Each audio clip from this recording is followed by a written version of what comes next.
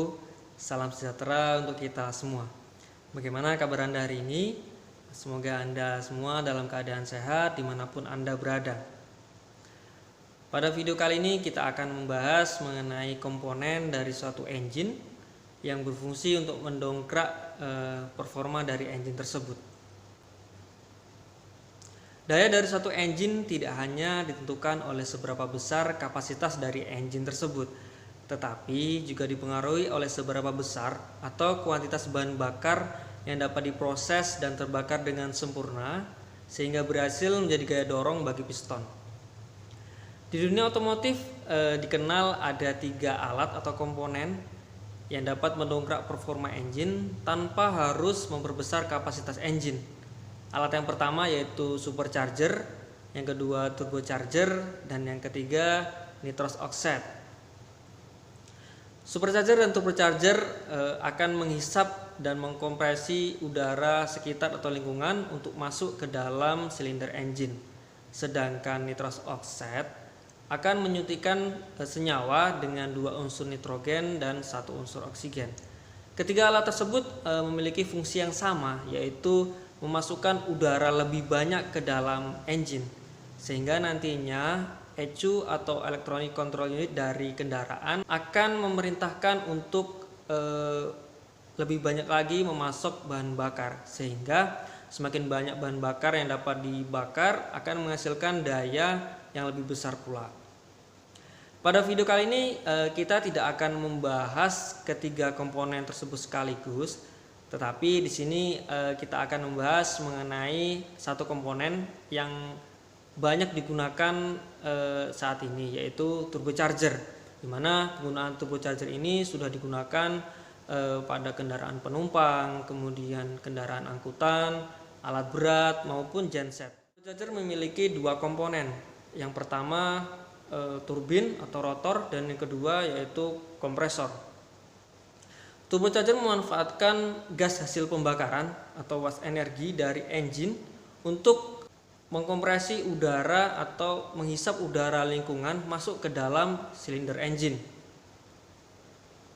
Ketika turbin berputar akibat tekanan dari gas buang yang melewati turbin, maka turbin berputar dan kompresor karena dia satu poros dengan turbin akan ikut berputar pula. Kompresor akan menghisap udara sekitar atau lingkungan masuk ke dalam engine dan selanjutnya akan menghasilkan udara bertekanan. Ketika tekanan naik, maka temperatur juga akan naik, sehingga ketika udara yang tadi digunakan untuk proses yang ada di dalam silinder engine akan menyebabkan temperatur dari semua siklus yang ada di engine akan mengalami kenaikan, baik itu proses kompresi, pembakaran, langkah kerja atau ekspansi, dan langkah buang. Akibatnya bahan bakar nantinya bisa mengalami yang nama subignition atau terbakar dengan sendirinya sebelum waktunya, dan nantinya bisa menyebabkan knocking. Knocking sendiri adalah peristiwa di mana ketika proses kompresi piston belum sampai ke titik mati atas, bahan bakar sudah terbakar dengan sendiri. Akibatnya ledakan dari bahan bakar tersebut akan menghantam piston, sedangkan piston masih harus naik dari titik mati bawah ke titik mati atas. Nah, knocking tersebut bisa menyebabkan kepala dari piston itu mengalami kerusakan gitu. Ini adalah udara yang masuk ke dalam silinder engine, dan ini adalah gas hasil pembakaran dari engine. Gas hasil dari pembakaran engine memiliki tekanan dan temperatur tinggi. Gas tersebut akan memutar dari turbin turbocharger.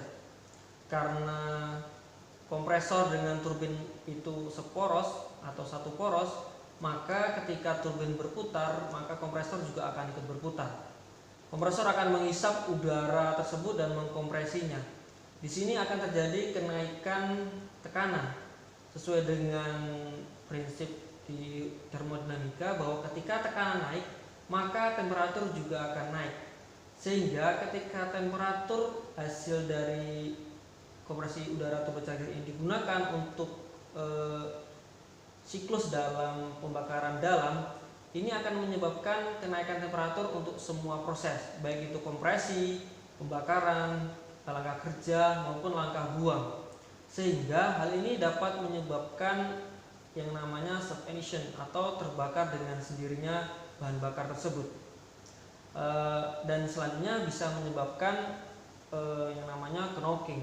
Knocking ini terjadi ketika proses kompresi. Jadi ketika proses kompresi karena bahan bakar mengalami subignition, maka terjadilah ledakan. Nah, ledakan tadi akan menghantam piston yang sedang bergerak dari titik mati bawah ke titik mati atas. Akibatnya kepala dari si piston ini akan mengalami hentakan yang luar biasa, sehingga knocking yang parah bisa menyebabkan kepala silinder ini akan mengalami kerusakan.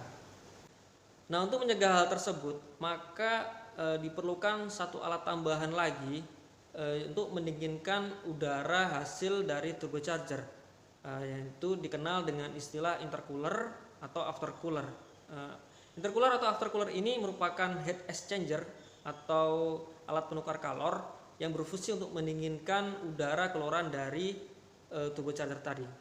Ketika udara tadi setelah dikompresi oleh turbocharger yang bertekanan dan bertemperatur tinggi akan didinginkan oleh intercooler.